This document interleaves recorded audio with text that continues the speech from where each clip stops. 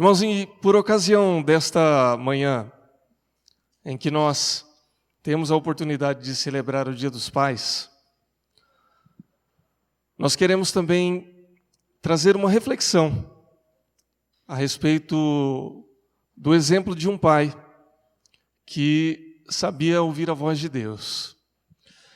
Nos dizem que nós estamos vivendo, em que nós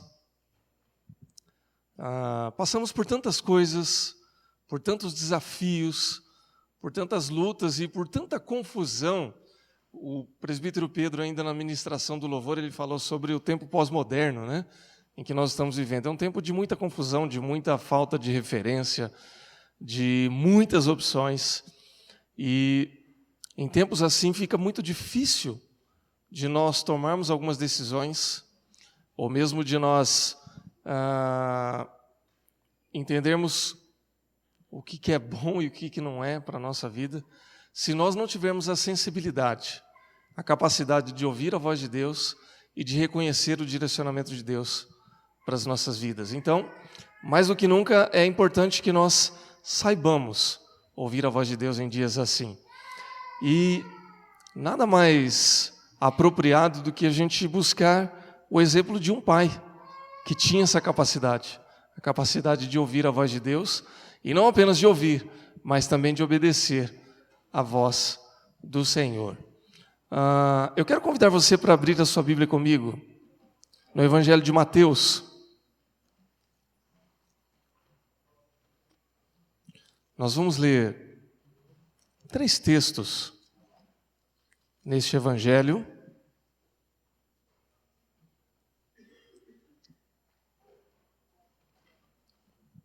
O primeiro texto está em Mateus capítulo 1, versículos 18 ao 21. Nós vamos ler já os 3 textos nesse início de reflexão e depois voltaremos a cada um deles durante a reflexão da palavra de Deus. Mateus capítulo 1, versículos 18 ao 21. Ok? Ao final do texto, você permaneça aí com o Evangelho de Mateus aberto, nós vamos passar para o texto seguinte. Mateus capítulo 1, 18 ao 21, a palavra de Deus diz assim: Ora, o nascimento de Jesus Cristo foi assim. Estando Maria, sua mãe, desposada com José, sem que tivessem antes coabitado, achou-se grávida pelo Espírito Santo. Mas José, seu esposo, sendo justo e não querendo infamar, resolveu deixá-la secretamente. Enquanto ponderava nestas coisas, eis que lhe apareceu em sonho um anjo do Senhor, dizendo: José, filho de Davi, não temas receber Maria, tua mulher, porque o que nela foi gerado é do Espírito Santo. Ela dará à luz um filho e lhe porás o nome de Jesus, porque ele salvará o seu povo dos pecados deles. Ok, vamos para Mateus capítulo 2, versículos 13 a 15. O texto diz assim: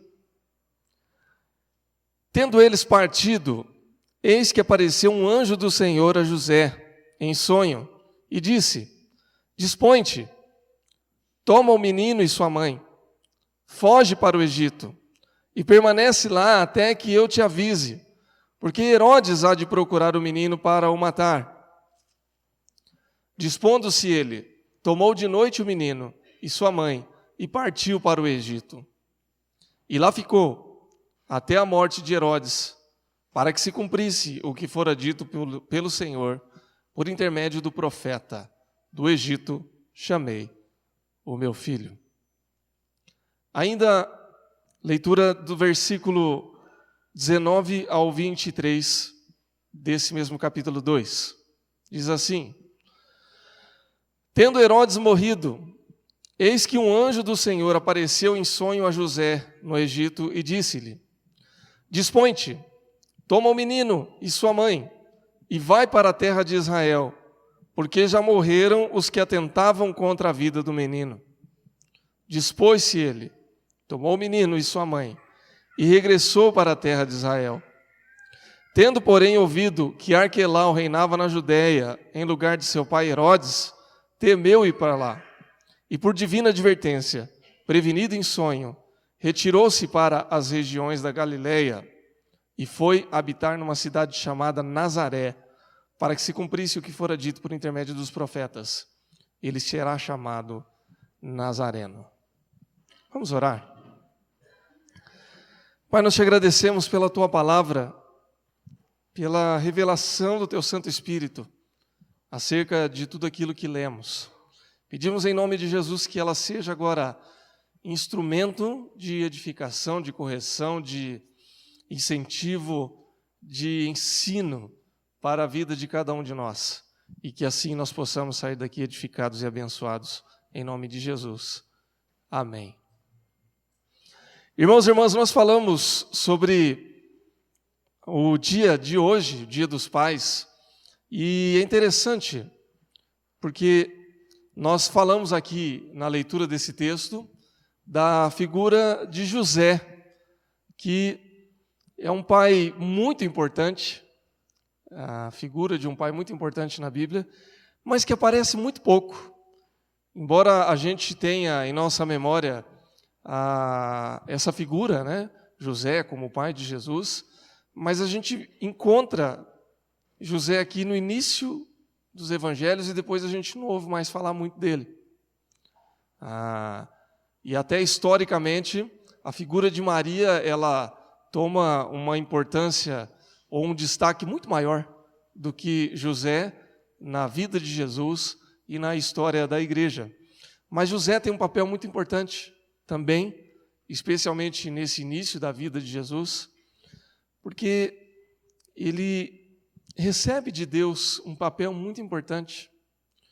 Ele, por várias vezes, é visitado por Deus, ele recebe revelação de Deus em sonho ou por divina advertência, e ele tem que tomar algumas decisões como pai, para que a integridade de Jesus, para que o crescimento de Jesus, para que a educação de Jesus seja bem-sucedida, e ele depois venha se tornar o homem que ele foi.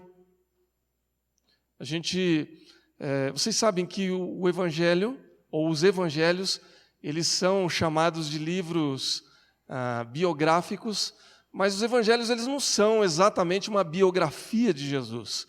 Evidentemente que eles contam a história do nascimento. O Evangelho de Lucas fala de um trecho da adolescência de Jesus, aos 12 anos de idade, e depois, em todos os evangelhos, nos 4 evangelhos, nós vamos encontrar Jesus já adulto, com 30 anos de idade, já formado, já pronto para exercer o seu ministério em todos os aspectos, como homem, como aquele que conhece já a palavra de Deus e como aquele que recebe todo o poder e autoridade de Deus para ser aquele que ele foi. Mas a gente esquece um pouco que Jesus precisou um dia de alguém que cuidasse dele. A gente precisa se lembrar que Jesus um dia ele foi criança, que ele se encarnou no mundo como um bebê, e ele precisou tanto de uma mãe como de um pai para ensiná-lo, para cuidar dele, para tomar decisões como pai e como marido também, e para então formar o seu caminho. E ao longo desses textos que nós lemos e ouvimos, a gente vê José como um pai exemplar, como um pai que sabe ouvir a voz de Deus, que obedece essa voz e toma decisões direcionado por essa orientação de Deus ao longo da sua vida. Então, eu gostaria aqui de refletir em cima desses 3 textos e trazer também como um propósito de reflexão para nós nesta manhã, a ideia de que nós precisamos ter a sensibilidade de ouvir a voz de Deus. E ao ouvir essa voz, podemos também obedecer essa voz. E assim termos também uma vida bem-sucedida de acordo com a vontade de Deus. Amém? Então, aquele que ouve a voz de Deus e obedece à voz de Deus, ele tem mais sucesso na vida. Ele ou ela é mais abençoado, não porque Deus não abençoe os demais, mas porque a gente acaba recebendo aquilo que Deus tem se proposto a dar para cada um de nós, que é a sua orientação, a sua graça, as suas bênçãos e o seu cuidado para com cada um de nós. Então, por que nós devemos ser sensíveis para ouvir e obedecer à voz de Deus? Em primeiro lugar, para que a gente possa reconhecer as bênçãos que Ele tem dado para cada um de nós. Vejamos, nós lemos o primeiro texto, que está lá em Mateus capítulo 1, do 18 ao 21, em que José é alertado por Deus de que Maria, que viria a ser a sua esposa, estava grávida. Vamos tentar entender um pouquinho o que está acontecendo aqui e por que foi tão importante essa revelação de Deus e essa sensibilidade de José para entender o que estava acontecendo. José estava diante de um dilema cultural e de um dilema humano. O texto diz que Maria estava grávida, ok?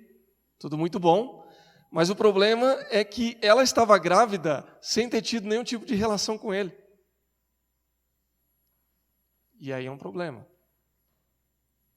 Porque se Maria está grávida e José não é o responsável por essa gravidez, alguém é.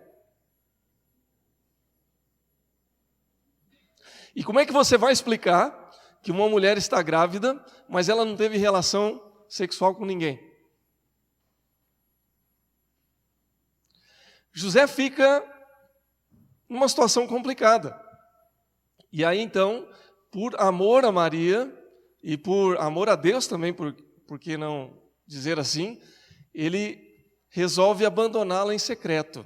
Ele vai dar um jeitinho ali para que ele possa preservar Maria, mas ele não vai querer difamar ela, mas ele também não vai assumir essa situação.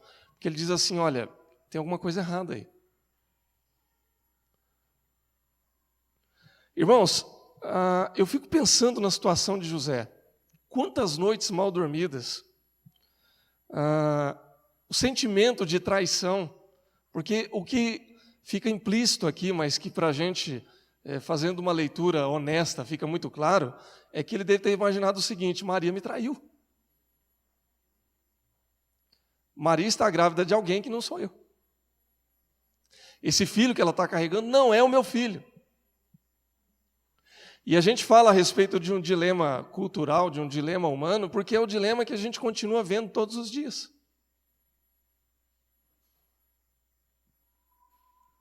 De muitos pais que ficam assustados,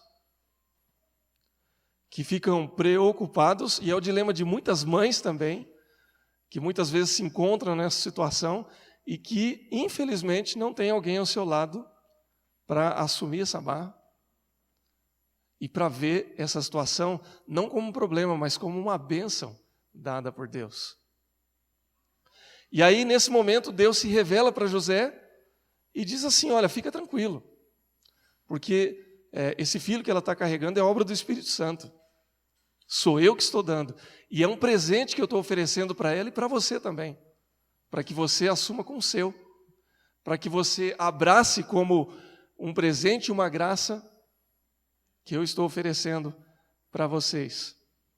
Então, evidentemente que nós estamos aqui falando de Jesus, o Salvador da humanidade, mas, por outro lado, a gente vê também Deus como doador da vida e como aquele que nos dá filhos, como aquele que nos presenteia com algo muito especial, que é o privilégio da paternidade ou da maternidade, o privilégio de você cuidar de alguém que você chama de filho ou de filha. E o pai que é sensível à voz de Deus, a mãe que é sensível à voz de Deus, a família que é sensível à voz de Deus, vê os seus filhos como o maior presente desse mundo. Seja um filho biológico, seja o filho adotivo, seja o agregado, né?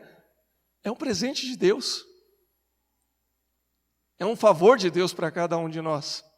O Salmo 127, versículo 3 diz isso: herança do Senhor são os seus filhos, o fruto do seu ventre, o seu galardão. Ou seja, nós temos nas nossas mãos o maior tesouro de Deus. Há poucos dias nós estávamos falando sobre o privilégio de termos filhos e filhas. E quando a gente começa a ponderar e a pesar todas essas coisas, a gente começa a enxergar o verdadeiro sentido e o verdadeiro valor de tudo. Qual pai ou qual a mãe que ama os seus filhos trocaria um deles por qualquer coisa desse mundo? Eu não trocaria. Se eu tivesse que abandonar a minha carreira, o meu ministério, o meu patrimônio, os meus bens, e trocar tudo isso por um filho, eu não trocaria.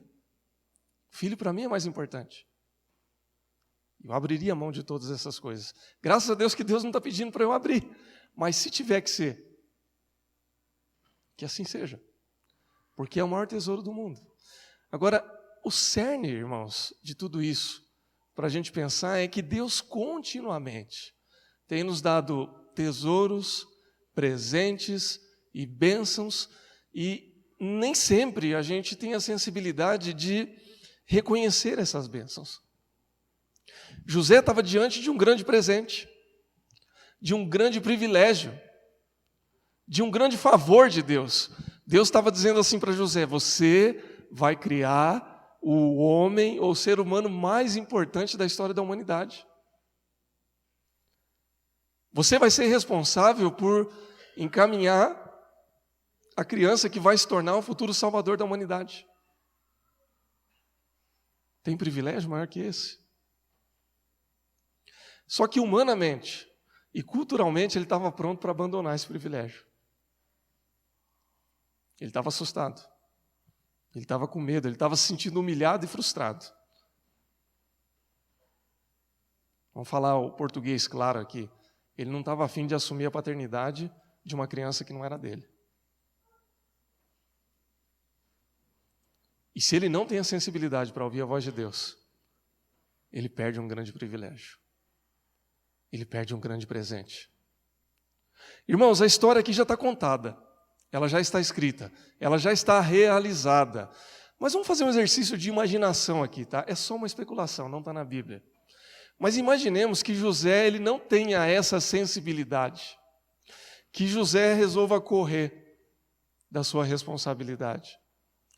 Será que Deus não poderia simplesmente dizer assim: olha, eu vou trazer um outro José para Maria? Deus poderia fazer isso, irmãos? Poderia. Deus é Deus. Ele faz aquilo que Ele quiser. É claro que nós estamos falando aqui de um exercício de imaginação. Não foi isso que aconteceu, mas na minha imaginação, pelo menos, poderia acontecer. Ele perderia um grande privilégio e esse privilégio seria dado para outro. O que eu quero dizer com isso, irmãos, é que Deus continuamente tem nos dado bênçãos. A tua família é uma bênção de Deus. A tua casa, o teu lar, os seus filhos e filhas, os teus pais, pai e mãe,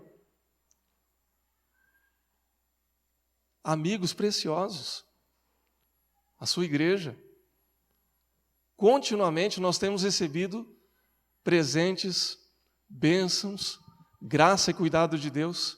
Agora, nós precisamos ter a capacidade de reconhecer essas bênçãos, de reconhecer o quanto nós temos sido abençoados. E aí, eu só consigo entender isso, eu só consigo reconhecer essas bênçãos quando eu tenho a sensibilidade para ouvir a voz de Deus. Muitas e muitas vezes Deus está dizendo para mim e para você: olha, não rejeita isso que eu estou te dando não, porque isso é um presente. Não reclama disso que você está vivendo não, porque isso vai se transformar em bênção. Não fique por demais preocupado não, porque você já tem muito mais do que você precisa. E eu vou continuar te abençoando e te agraciando. Amém, irmãos? Filhos são presentes de Deus, sempre. E há muitos outros presentes que Deus tem nos dado em nome de Jesus. A gente só precisa reconhecer e agradecer. O segundo aspecto que nós vemos aqui da sensibilidade de ouvir a voz de Deus está em Mateus 2, do 13 ao 15, que nós lemos, que é a coragem para enfrentar os desafios da vida. Irmãos, a gente precisa ouvir a voz de Deus para que a gente se encha de coragem, para que a gente vá em frente sem medo, porque a gente vai ter a capacidade de entender que Deus está conosco em todos os momentos.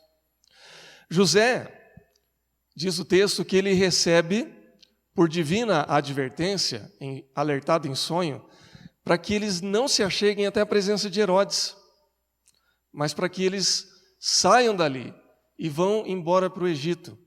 Tem dois aspectos aqui, bíblicos, para explicar por que é que José tem que pegar Maria, tem que pegar Jesus ainda bebezinho e fazer uma viagem longa, perigosa, cansativa e se mudar para o Egito.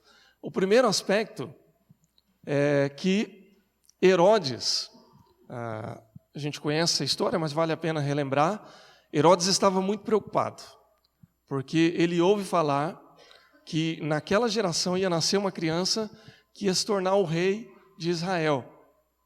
E na cabeça de Herodes pairava o seguinte: olha, se vai nascer o rei de Israel, ele vai me substituir, ele vai me derrubar. Então, antes que ele me derrube, eu já resolvo o problema de uma vez.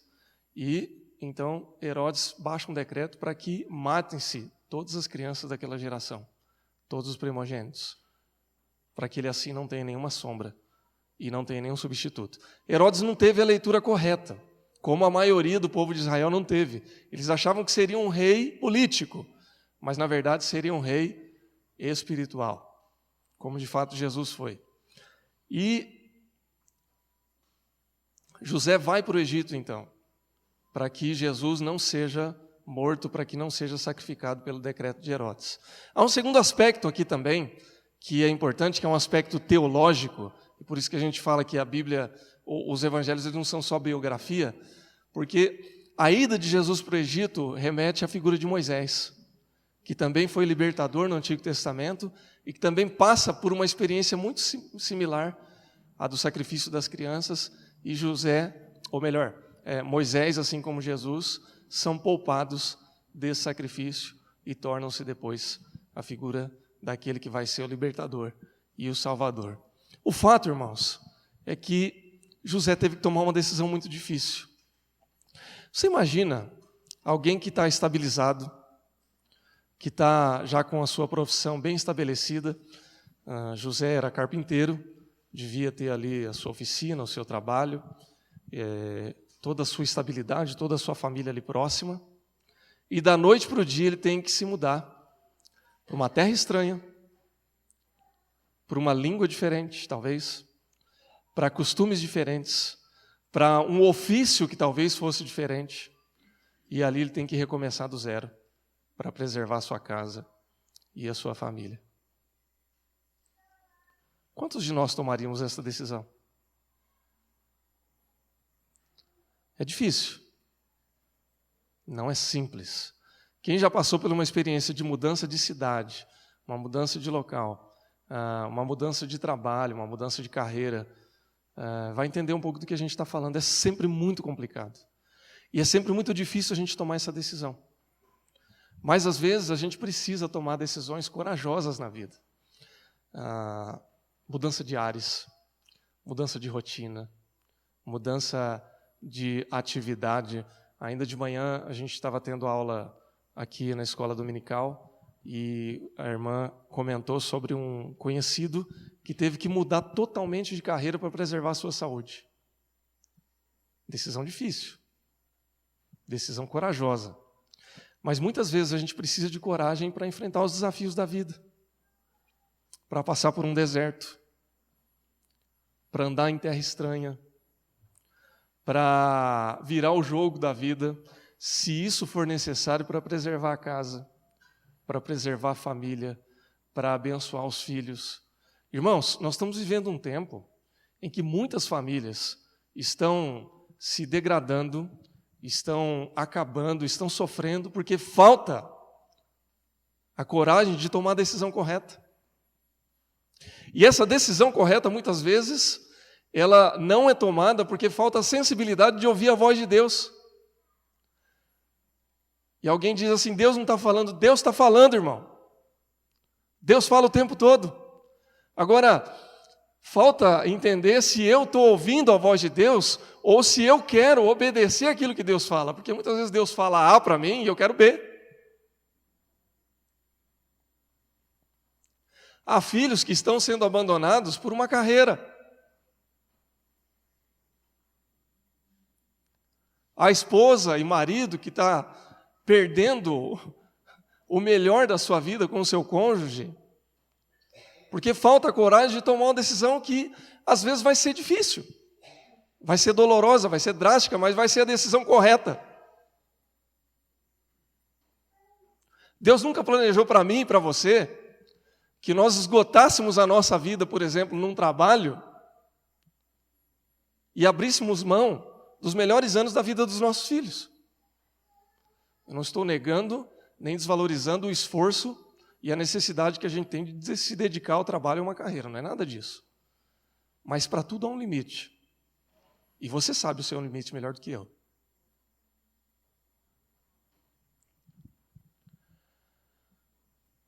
Deus nunca pediu para que a gente deixasse os melhores anos do relacionamento com a nossa esposa, ou com o marido, ou com a família, para que a gente investisse em outros tipos de sonhos. Nenhum sonho, meu irmão, minha irmã, vale a pena se ele não for compartilhado com a família. O meu sonho individual não pode eclipsar o sonho da minha esposa ou dos meus filhos. O sonho dela não pode sufocar a minha vida, não pode fazer com que eu pague um preço maior, ou que os meus filhos paguem. E para que a gente possa equilibrar isso, a gente tem que ser corajoso. Porque a gente vai ter que dizer não para um monte de outras coisas. José teve a sensibilidade de ouvir a voz de Deus. Largar tudo. Dar um tempo. Ir para uma terra estranha. Para preservar a integridade da sua própria família. E ele acertou. Porque ele ouviu a voz de Deus naquele momento. O pai sensível à voz de Deus. A mãe sensível, o cristão sensível. É aquele que sabe que o cuidado e a segurança dos seus filhos, da sua família, da sua casa, é responsabilidade sua. Irmãos, a responsabilidade da minha casa é minha. Eu não tenho como terceirizar isso. A responsabilidade pela minha família é minha. Eu não posso jogar isso para outro. Não posso delegar para a igreja. A igreja ajuda. Ela é parceira. Eu não posso delegar para a escola é parceira também. Eu não posso delegar para um educador, é minha. É da minha esposa, é da família.